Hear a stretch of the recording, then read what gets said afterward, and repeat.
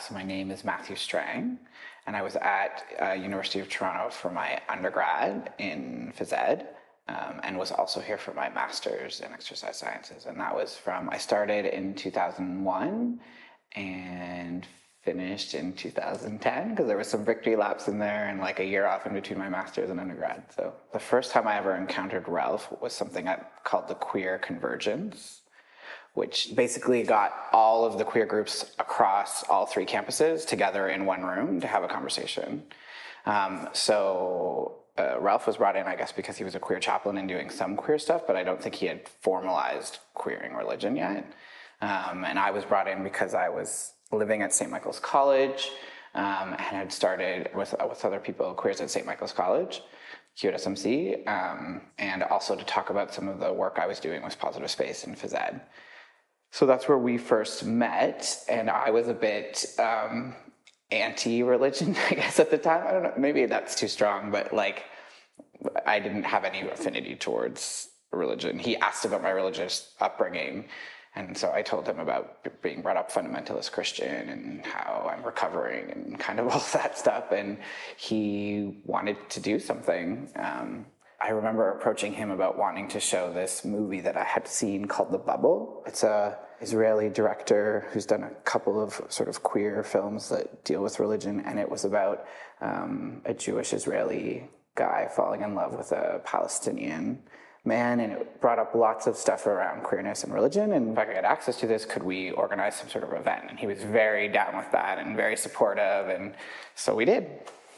So one of the spaces I affiliate with QR is the Multi-Faith Center, but particularly the room on the second floor. I don't know what it's called, but it's like it was packed. So I don't know, like 30, 40, like it was more people than we had expected to come. And so lots of people came, they watched the film, and they all stuck around for the group discussion after, and we had like ordered pizza for everyone and like gluten-free and vegetarian. I just say that because I remember at the time that wasn't something that was commonly done, and Ralph and I had really tried to think about what are the ways that we can get students to come, like what kind of things would bring them. So like we had like good pizza, like it wasn't crap pizza, it was like Magic Oven or something. So people stayed, and it went really well.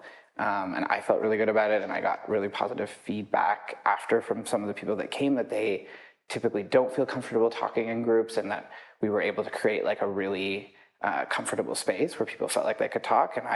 So it worked really well, and people, like, that was when I think Ralph and I both realized that there was like a big gap and hunger on campus for students to talk about religion and sexuality and bringing those things together. We didn't label it QR at that time, and so I think that was sort of like the catalyst of what was then to become QR.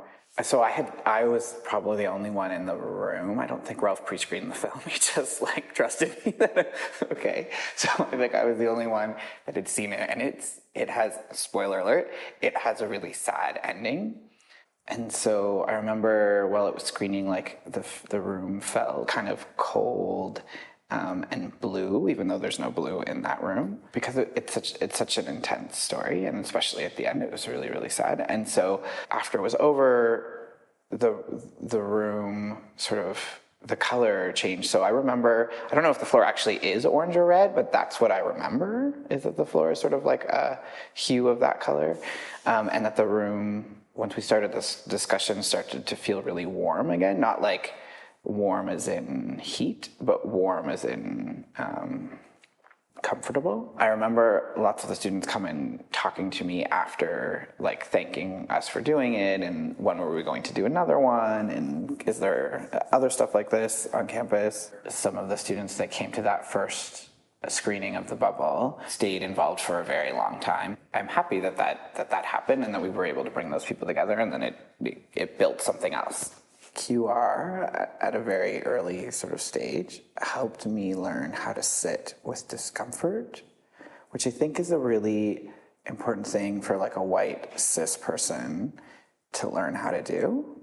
And I think that discomfort's often thought of as like something more than it is, right? Because I think people who have more privilege go through the world just feel comfortable more of the time.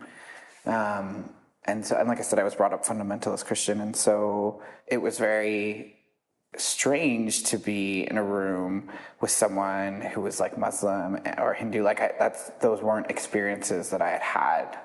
It was the tension of trying to make sure that I sort of checked those things to make sure that everyone felt like they could be in the room, but also kind of wrestle with my own internal dialogue of like, why am I not comfortable with this or with this person or what they're saying or their perspective, and how can I think through that?